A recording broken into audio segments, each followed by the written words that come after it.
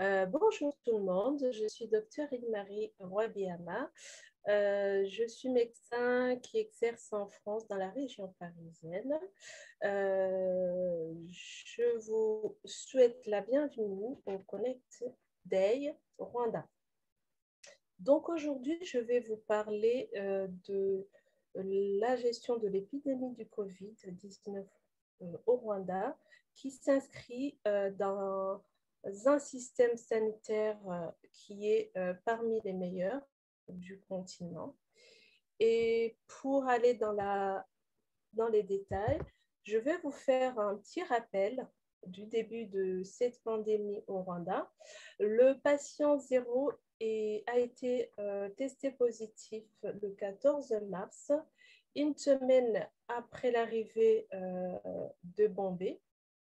Ce patient et les suivants ont été transférés dans l'établissement spécialisé créé rapidement après l'annonce de la pandémie et qui se trouve dans le district de Nyarugenge. Une semaine plus tard, la fermeture des lieux de culte a été annoncée et dès le lendemain, les écoles ainsi que les établissements d'enseignement supérieur étaient fermés. Le 21 mars, une série de mesures d'exception ont été promulguées, entraînant la fermeture des frontières, l'interdiction des déplacements de la population d'une ville à l'autre, ainsi que le confinement de toute personne n'assurant pas de services indispensables. En avril-mai, le déconfinement progressif a été débuté.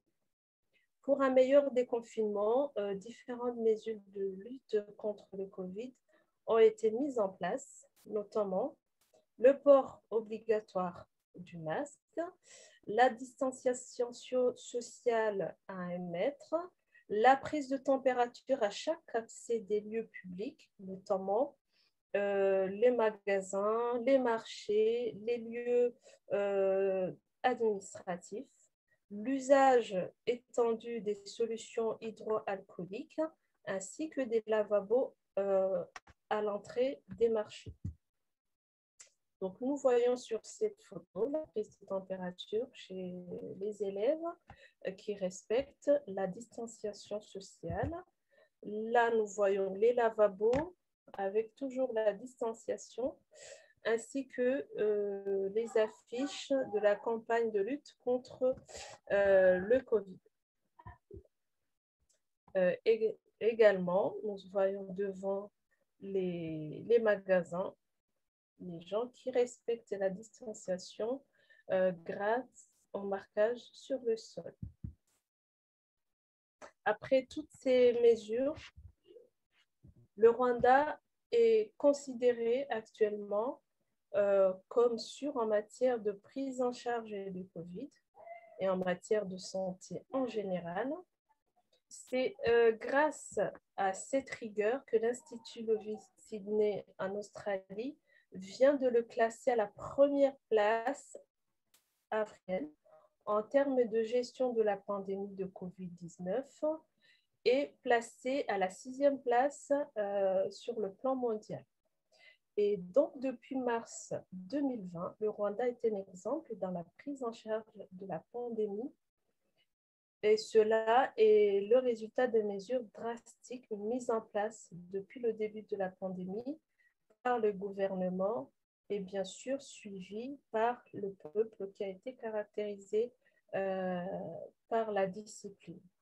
Néanmoins, malgré tout cela, depuis décembre 2020, comme ça a été constaté dans le monde entier, une deuxième vague de Covid-19 a été constatée aussi au Rwanda avec l'augmentation de cas graves, d'où l'inauguration des nouveaux centres d'accueil le 8 janvier dans le district de Nyarugenge. Donc, on a le classement des pays africains. Donc, on voit le Rwanda en première place avec 80,8%, suivi par le Togo, qui est, lui, 15e sur le plan mondial. Ce classement, ils se sont basés sur des indicateurs, notamment des cas confirmés, le nombre de décès confirmés, le nombre de cas confirmés par million de personnes, le nombre de décès confirmés par million de personnes, le nombre de cas confirmés en proportion des tests, ainsi que le nombre de tests pour 1000 personnes. Et donc, ça, c'est grâce aux mesures prises par le gouvernement rwandais d'emblée, sans tarder, en mettant en place une équipe multidisciplinaire pour évaluer et renforcer la préparation et la gestion de la pandémie. Cela se voit à l'installation de l'aéroport international de Kigali d'un énorme écran utilisé pour détecter une éventuelle fièvre chez les passagers qui arrivent. Un contrôle similaire est mis en œuvre aussi au niveau des frontières terrestres. Donc, dès l'arrivée du Rwanda, l'aéroport reste toujours ouvert à l'heure actuelle. Le test PCR de moins de 72 heures est obligatoire et dès l'arrivée à l'aéroport international de Kigali, les personnes qui rentrent au Rwanda et en transit de plus de 24 heures doivent de nouveau être testées par le test PCR qui coûte à peu près $60. Une quarantaine de 24 heures est obligatoire dans l'un des hôtels sélectionnés par le gouvernement dans l'attente des résultats qui varient entre 24 heures et 72 heures. Les voyageurs doivent observer une auto-quarantaine de 7 jours à domicile ou dans leur hôtel, bien sûr, sauf ceux qui restent moins de 7 jours ou des touristes internationaux qui viennent pour visiter les parcs et autres. Au terme de cette quarantaine, les voyageurs devront effectuer un dernier test dans les centres de test qui leur seront précisés par le SMS. Donc, il faut attendre le résultat par SMS avant de sortir. Et au départ de Kigali, un test négatif aussi est obligatoire 72 heures précédant le départ pour la France et 120 heures pour les autres pays en fonction bien sûr de chaque pays. Les frontières terrestres restent toujours fermées. Donc là, sur la photo, nous voyons à l'arrivée les passagers qui attendent leur test, toujours le respect de distanciation. Et donc, sur l'ensemble du territoire, il y a un couvre-feu qui va de 20h à 4h du matin sur l'ensemble du territoire. Les déplacements entre la capitale et les autres provinces sont interdits, sont bien sûr des déplacements essentiels. Les sports individuels sans contact sont autorisés. Les rassemblements sociaux, les centres sportifs, les bars sont toujours faits. Les administrations sont rouvertes dans la limite de 30% de leurs agents. Les autres sont invités à faire du télétravail. Pareil, les magasins, les entreprises sont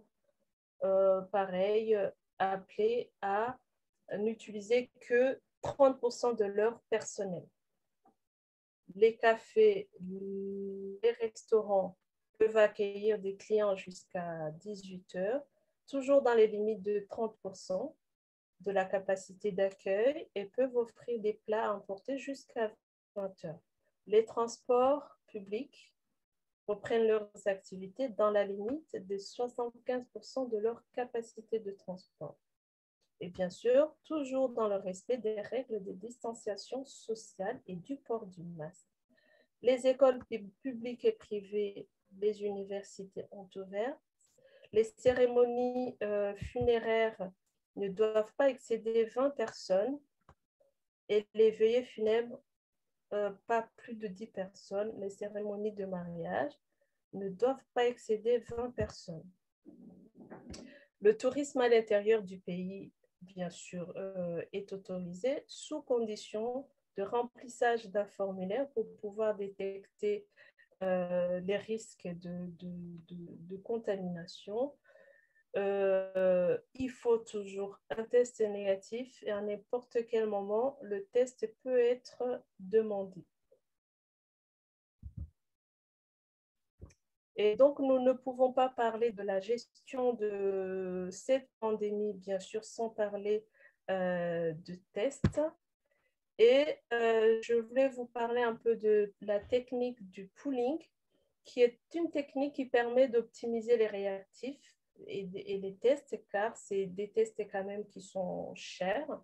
C'est-à-dire qu'ils mélangent les prélèvements de 20 patients. Si le mélange est positif, à ce moment-là, on va tester chaque patient. Si elle est négative, c'est plus la peine de tester chaque personne. Donc, ça permet de gagner du temps et d'économiser en matière d'économie. Et donc, en seulement 4 mois, le centre biomédical rwandais est passé de 300 à environ 5 000 tests par jour et prévoit atteindre 10 000 tests par jour. Et les résultats sont relativement rapides, sous 48 heures, par SMS. Les cas qui sont positifs sont directement emmenés dans des centres de traitement dédiés, séparés du système de santé national. On va parler bien sûr du vaccin. Et les vaccins viennent du COVAX, qui est le regroupement des pays pour l'accès au vaccin contre le Covid, baptisé COVAX et lancé par l'OMS. Et le Rwanda a été mis aussi sur des technologies innovantes, comme l'installation d'aéroports et dans les unités Covid de robots qui déambulent et sont capables de cerner à la volée en 1 minute la température de 50 à 100, donc permettant les tests et bien sûr, ça va avec éventuellement le vaccin. Là, on voit une application qui a été mise en place par un startup rwandais qui a le but d'auto-diagnostic. La prise en charge des patients détectés COVID positifs, il y a 2 cas. Soit les patients sont asymptomatiques ou alors ils ont des signes peu sévères. Le premier, ils vont donc être suivis à domicile avec une quarantaine de 7 jours avant d'effectuer un nouveau test.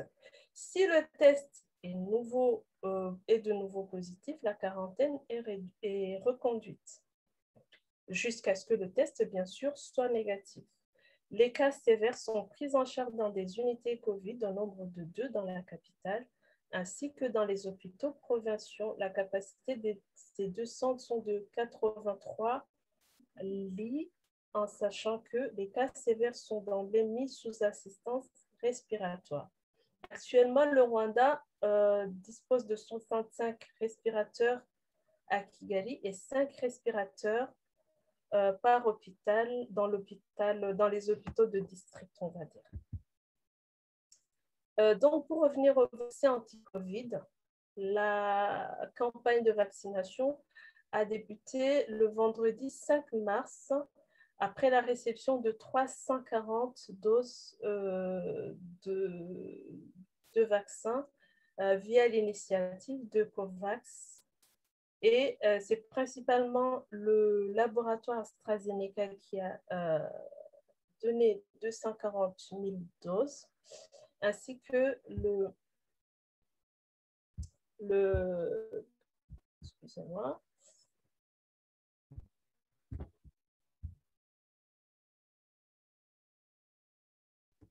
Excusez-moi, je suis perdue. L'autre labo qui a donné 102 972. Donc, le Rwanda prévoit de vacciner d'ici la fin de l'année 2021 30% de la population et 60% de la population totale à la fin de 2022. Les groupes prioritaires donc, pour ces vaccins, c'est premièrement donc, les soignants, le personnel de la compagnie aérienne Rwandea, les personnes âgées de plus de 65, le personnel des hôtels, les prisonniers, les réfugiés, ainsi que certains taximotos. Donc, le Rwanda est le premier pays africain à administrer le vaccin Pfizer qui nécessite une conservation à température très basse, donc il demande des équipements aussi spécifiques. Et là, on a la mise à jour du 12 mars 2021. Nous voyons le résumé de la situation par rapport au Covid. Nous voyons déjà qu'il y a 249 000 de personnes vaccinées. Les tests positifs à 2,5%. Les personnes atteintes au total est de 20 000 personnes. À noter que 18 000 personnes, donc 91% de ces personnes ont été guéries. Donc là, on voit l'évolution de l'épidémie jusqu'en mars,